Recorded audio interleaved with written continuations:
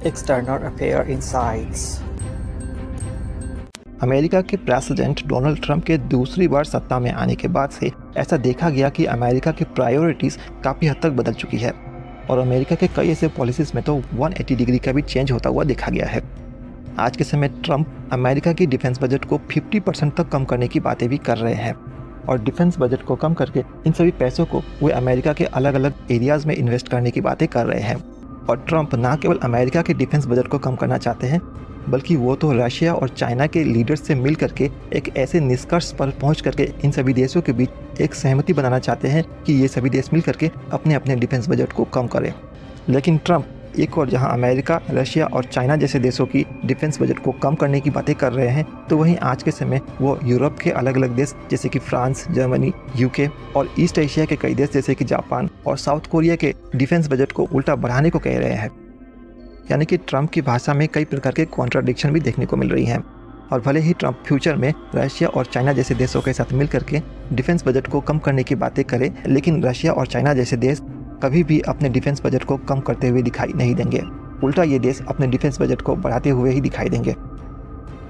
लेकिन भले ही आज के समय ट्रंप डिफेंस बजट को कम करने की बातें कर रहे हो और दुनिया में शांति स्थापित करने की बातें कर रहे हो, लेकिन जिस प्रकार से अलग अलग देशों के डिफेंस बजट में फ्यूचर में इजाफा होने की संभावना दिख रही है, ऐसे में दुनिया भविष्य में एक फ्यूचर वॉर की तरफ ही बढ़ रही है, ना कि शांति की तरफ। नमस्कार दोस्तों, आप देख रहे हैं एक्सटर्नल अफेयर इनसाइट, जिस पर हम दुनिया में होने वाली अलग अलग जियोपॉलिटिकल इंसिडेंट्स का एक विश्लेषण करके आपके सामने प्रस्तुत करते हैं। यहाँ आने वाली वीडियोस आपके एग्जाम प्रिपरेशन में मददगार हो सकती है, साथ ही साथ यह इंटरनेशनल रिलेशन और जियोपॉलिटिक्स जैसे इंपॉर्टेंट टॉपिक्स पर आपकी नॉलेज को एनहांस करने में भी मददगार हो सकती है। तो यदि आप चैनल पर नए हैं तो इसे सब्सक्राइब जरूर करें ताकि यहाँ आने वाले सभी लेटेस्ट वीडियोस आप तक सबसे पहले पहुँच सके। तो आइए फोकस करते हैं आज के इस टॉपिक पर। आज के समय दुनिया एक ट्रांजिशन के दौर से गुजर रही है, जहां यूएसए के प्रेसिडेंट नेटो कंट्रीज़ को अपने अपने डिफेंस बजट को उनके जीडीपी के 3 से 4% तक बढ़ाने की बात कर रहे हैं, तो वहीं दूसरी तरफ यूएस प्रेसिडेंट यूएसए के डिफेंस बजट को आधा कम करने की बातें कर रहे हैं। वहीं चाइना जैसे दूसरी कंट्रीज़ जो कि यूएसए की एक राइवल के तौर पर देखी जाती है, वो कहीं से भी अपने डिफेंस बजट को कम करती हुई दिखाई नहीं दे रही है।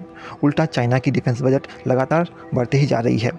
आज के समय चाइना की official defence budget 230 billion US dollar से भी ज़्यादा है, एटलीस्ट जो कि चाइना की सरकार दिखाने का प्रयास करती है। हालांकि ज़्यादातर एक्सपर्ट्स और इंडिपेंडेंट ऑर्गेनाइजेशंस का यही मानना है कि चाइना की डिफेंस बजट इससे काफ़ी ज़्यादा है, जो कि चाइना दुनिया से छिपाने का प्रयास करता है।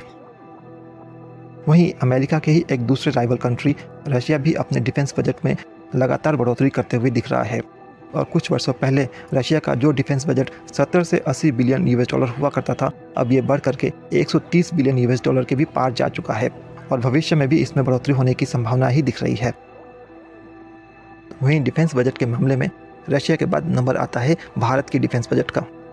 यदि आज के समय देखा जाए तो भारत का defence budget 75 to 85 US billion dollar के आसपास दिखता है, लेकिन भारत के डिफेंस बजट का एक बहुत ही बड़ा हिस्सा अपने आर्मी के मेंटेनेंस और ऑपरेशन कैपेबिलिटीज़ को मेंटेन करने में ही खर्च हो जाती है और बजट का एक बहुत ही छोटा सा हिस्सा ही डिफेंस एक्विजिशन जैसे खर्चों पर यूज़ किया जाता है।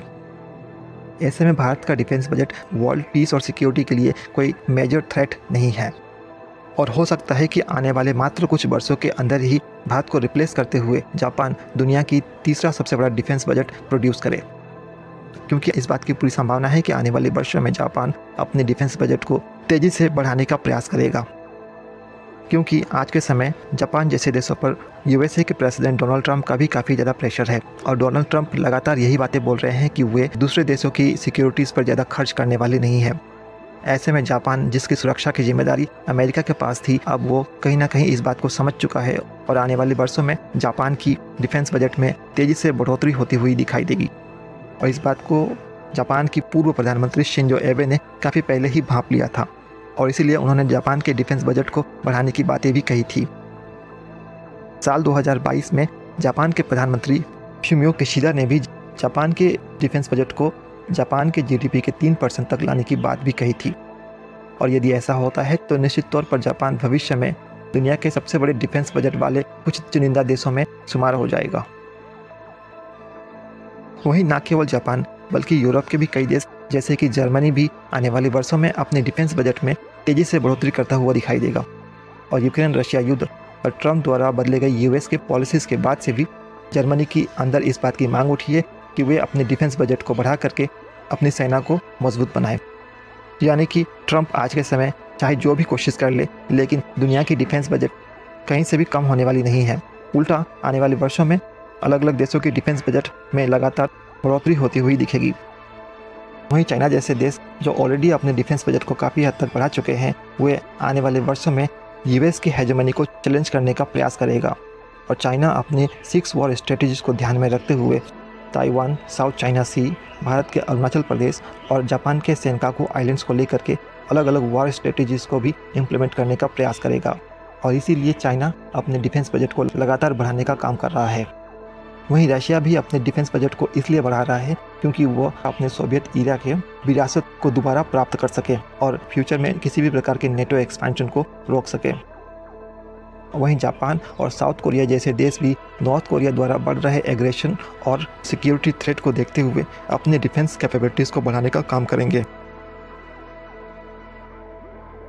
और यूरोप में भी कुछ ऐसा ही होता हुआ दिखेगा, क्योंकि जिस प्रकार से डोनाल्ड ट्रंप ने नेटो में यूएस की भूमिका को कम करने की बातें कही हैं, तथा जिस प्रकार से डोनाल्ड ट्रंप नेटो में यूएसए के खर्चों को कम करने की बातें कर रहे हैं, ऐसे में यूरोपियन कंट्रीज़ का नेटो जैसे संगठन पर विश्वास खत्म होता हुआ दिखाई देगा। और नेटो के स्थान पर ये सभी देश एक फ्यूचर यूरोपियन आर्मी को बनाने के लिए निर्णय ले सकती है। और इसके संकेत कई अलग अलग घटनाओं में देखने को भी मिले हैं।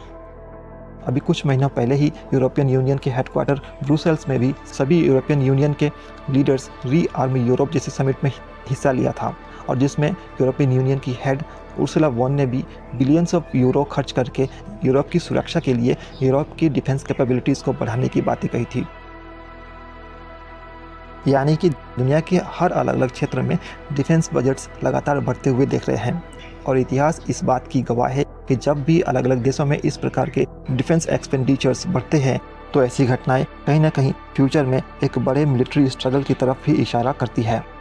अगर भविष्य में अमेरिका दुनिया में हो रहे अलग अलग मिलिट्री स्ट्रगल से अपने आप को दूर रखने का प्रयास करता है, और यदि चाइना ताइवान और साउथ चाइना सी में एग्रेसिव हो जाता है, और रशिया बाल्टिक के देशों पर अटैक करते हुए उन पर दोबारा से कब्जा करने की सोचता है, तथा नॉर्थ कोरिया यदि साउथ कोरिया पर हमला करता है, यदि इनमें से कोई भी घटना फ्यूचर में घटती है, तो इस बात की पूरी संभावना होगी कि दुनिया आने वाले भविष्य में एक बड़े युद्ध की तरफ बढ़ती हुई दिखाई देगी। हम तो यही आशा करेंगे कि दुनिया में बढ़ रहे ये सभी सैन्य खर्चे मात्र दुनिया की सुरक्षा और सिक्योरिटी के लिए ही होगी, ना कि किसी फ्यूचर पोटेंशियल वॉर के लिए। बाकी आपका इस मुद्दे पर क्या मानना है? क्या आपको भी लगता है कि आने वाले भविष्य में दुनिया एक बड़े फ्यूचर मिलिट्री कॉन्फ्लिक्ट की तरफ बढ़ती हुई दिखाई देगी? बताइएगा जरूर कमेंट बॉक्स में, हम जानना चाहेंगे कि आप इस विषय में क्या सोचते हैं। तो अब समय आ गया है आज के प्रश्न का। आज का प्रश्न है कि चाइना, रशिया और दुनिया के अलग अलग देशों द्वारा लगातार बढ़ाया जा रहा डिफेंस बजट किस प्रकार से वर्ल्ड पीस और सिक्योरिटी को इम्पैक्ट कर सकती है, और भारत के लिए इसके क्या मायने हैं। आशा करते हैं कि आप इस प्रश्न का जवाब सही से लिख पाएंगे। यदि आपके कोई प्रश्न या फिर कोई सुझाव हो तो आप कमेंट बॉक्स के माध्यम से भी हमें इसे बता सकते हैं।